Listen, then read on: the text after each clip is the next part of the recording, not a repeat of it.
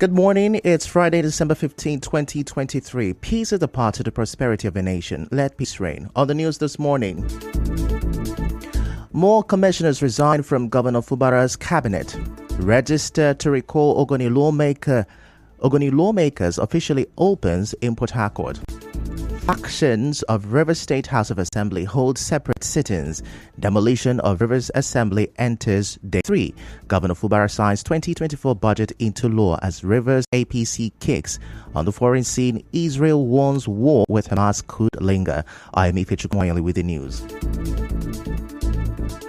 6 commissioners have resigned from the cabinet of the Rivers State Governor Siminalayi Fubara. The commissioners are the Attorney General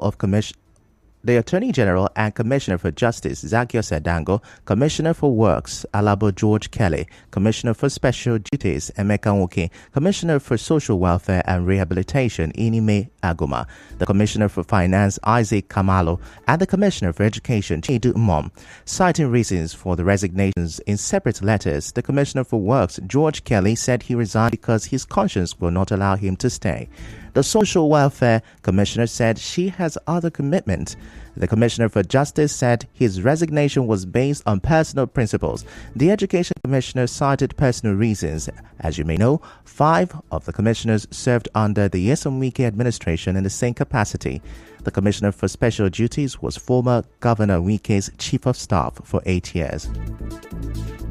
Moving on now, a register to recall some River State lawmakers was officially opened in Port Harcourt yesterday. Some constituents from the 4 local government areas of Ogoni land in River State started a process to recall the 4 lawmakers representing the areas in the State Assembly. The lawmakers include the Deputy Speaker of the Assembly, Dunle Mao Barile Nwako, representing Kana Constituency 1, Afoji Igwe representing Eleme, and Bernard Mbwa representing Tai Constituency. The 4 lawmakers were among those who signed the impeachment notice for Governor Fubara. Meanwhile, the 2 factions of the Rivers State House of Assembly held parallel sit-ins at different locations on Thursday. The Edison Ehi-led lawmakers who are loyal to Governor Fubara held a plenary at Government House, Port Harcourt, yesterday. They have written to the chairman of the Independent National Electoral Commission, INEC, informing the electoral body that there are 25 vacancies in the assembly following the recent defection of some lawmakers. And now for the Martins Army, who led 27 lawmakers, they held their own plenary at the assembly quarters along Aba Road, Port Harcourt. The lawmakers who are loyal to former Governor Wike resolved to adopt and convert the auditorium of the House of Assembly quarters to its hallowed chamber. They passed the Assembly Funds Management Financial Autonomy Bill 2023. As you may know, Governor Fubara will have to sign the bill before it becomes law. Section 58, subsection 4 of the 1999 Constitution gives 30 days to the governor to either sign the bill into law or decline assent. Section 58, subsection 5 of the same law also gives the State Assembly powers to override the governor and pass the bill into law by a 2/3 majority. Mr. Amehule says the bill will ensure the independence of elected officials. The governor will no longer have the power to dissolve local government, to sack council chairman, duly elect. What we have done so far is to also remove from the principal law the issue of caretaker committees in our law. What we going to do is to ensure that caretaker committees will no longer be placed in universities.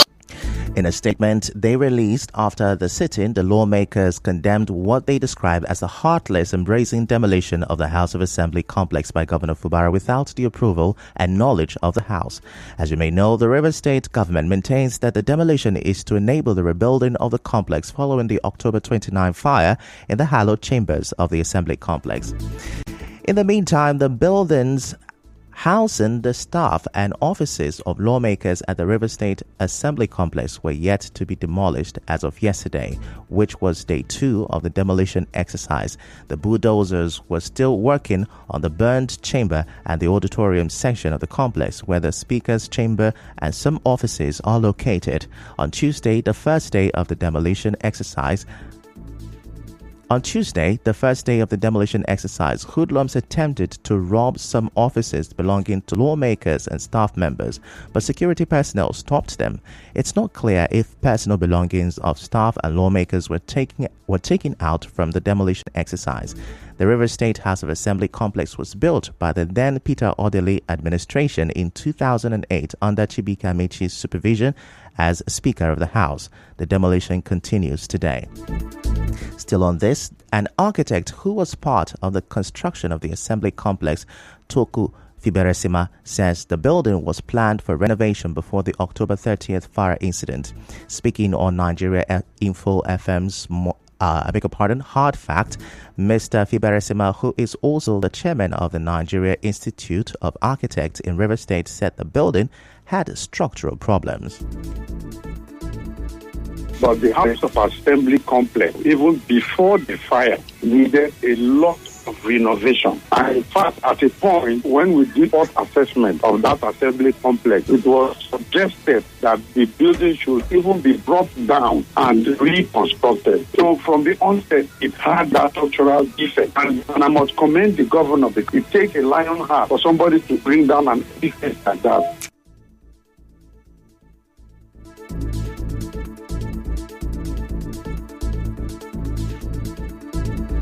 But some Port Harcourt residents see the demolition of the River State Assembly complex as a waste of taxpayers' money.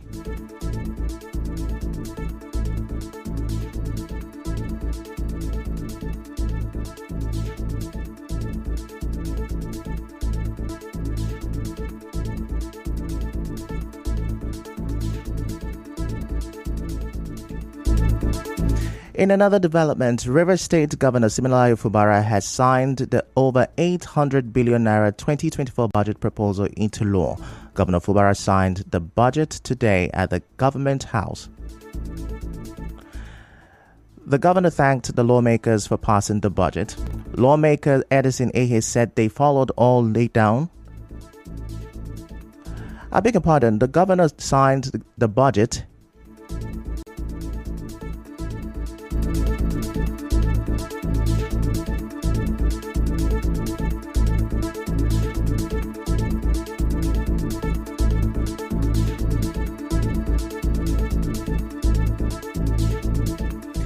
The governor signed the budget yesterday at the Government House. The governor thanked the lawmakers for passing the budget. We intend, God being our helper, which is already provided in that budget, to dive into that daredevil project that nobody wants to talk about, Trans-Calabari project. We will commence next year to flag off the actual and the main phase 2. We have also provided to take care of the Elele, Emowa, and Obebema. We intend to make positive impact in the life of our people. Although we heard that how are they going to do it? But God, who knows the end from the beginning, has also provided a way. Lawmaker Edison Ehe said they followed all laid down rules before passing the budget.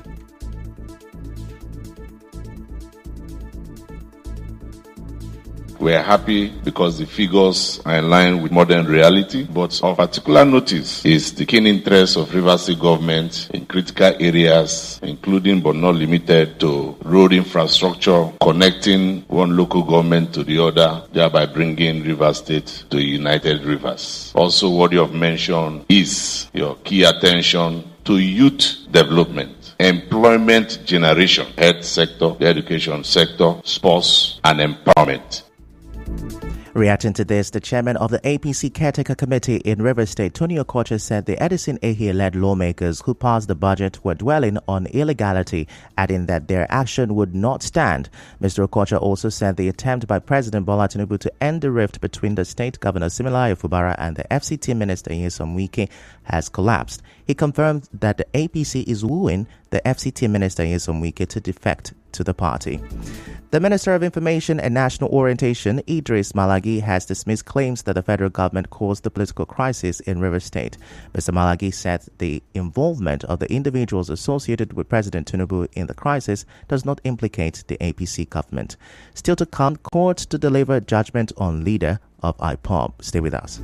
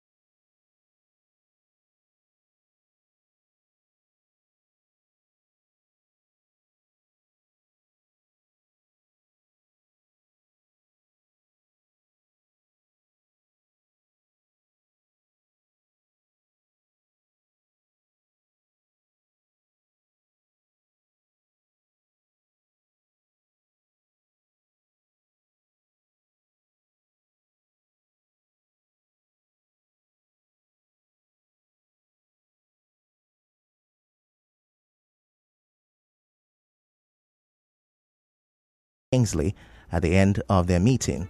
They also pledged their support to the administration of Governor Siminalayi Fubara, especially in this trying period. They urged him not to yield to the activities of some detractors who meant no good for the state. They also reiterated their support for the chairman of PDP in Ikwere local government area, Dennis Madi, the faction of the Rivers State Task Force, and urged them to continue to work for the greater good of Rivers people. The Commissioner for Police in Rivers State, Olatunji Disu, has urged the people of Rivers State to remain calm and peaceful amid the political crisis. CP Disu, in an interview with journalists, advised residents to go about their legitimate businesses. You can see that the place is calm, and yes, if you move around town, you will notice that it's calm. Everybody moving about their lawful business. I want to use this opportunity to plead to members of the community, all residents in the state, that the police are at alert. All the sister agencies have been informed of what is happening, and they are ready to assist, to cooperate. There is no breakdown of law and order. Necessary policing is going on. And at the same time, I want to beg parents to warn their children not to be used by cannon folders, by people willing to pay for their services. Away from that, God's Power Abam, lawyer to the traditional ruler of Luwa community, DK Barabe, says a customary court has restrained Naye Digi, Gaiman Naye Digi, and 7 others from appointing or installing any person as traditional ruler or paramount ruler of Luwa community, Kana local government area of Rivers State. According to Mr. Abam, others restrained are Doom Siabe Elwawi, Sunday Bariko, Jaja De Dewi, Wisdom Abel, Lekarazim, Monday Birane, and Senator Lee Meba. The lawyer said the court presided over by Ken Babia also barred Doom Siabe Elwawi, Sunday Bariko, Jaja De Dewi, Wisdom Abel, Lekarak Jim, and their group from parading themselves or holding any meetings as the Community Development Committee and youth executives of Luwa community. Recall that the traditional ruler of Luwa community, DK Barabe, raised alarm over the constitution of a certain youth group in his community on October 8 and the constitution of a community development committee in the community 2 weeks later without his consent. And now members of Class 73 of Kalabari National College, KNC, also known as Kanako, have donated different categories of textbooks to students of their alma mater.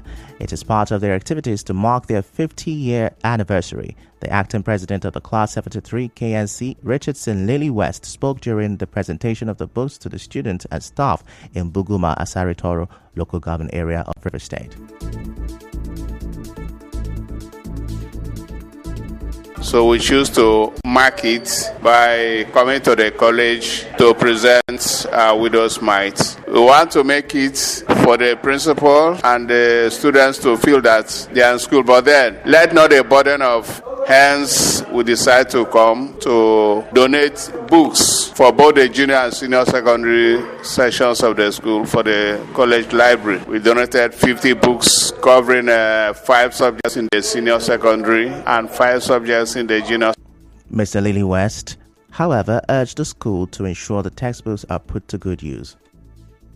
Told them how it was in our days, because then the promotion exam, if you do not score up to 50% average, you never be promoted to the next class. But what we understand now, even if it is 40%, you'll be promoted, which is not good enough. Or those who were there before. For instance, so we cited so many instances trying to encourage them, to motivate them to take their school serious, reading books, committing themselves, not to be loafing around. Correspondent to Kanako 73 later attended a Thanksgiving service as part of the 50-year anniversary celebration. In other news, the Supreme Court will today deliver judgment on the appeal seeking to compel the federal government to release the leader of IPOB, Nnamdi Kanu, from detention. On the international scene, Israel's defense minister warns the war with Hamas could last several more months, while the PM again vows absolute victory. On the news this morning, you heard more commissioners have resigned from Governor Fubara's cabinet. A register to recall Ogoni lawmakers has officially opened in Port Harcourt. And on the foreign scene, Israel has warned that the war with Hamas could linger for months. The news was edited by Chioma Ezenwafo. To reach the news team, send an SMS or WhatsApp to 0808 721 7215. I'm Ifechuku Moyeli. Many thanks for listening.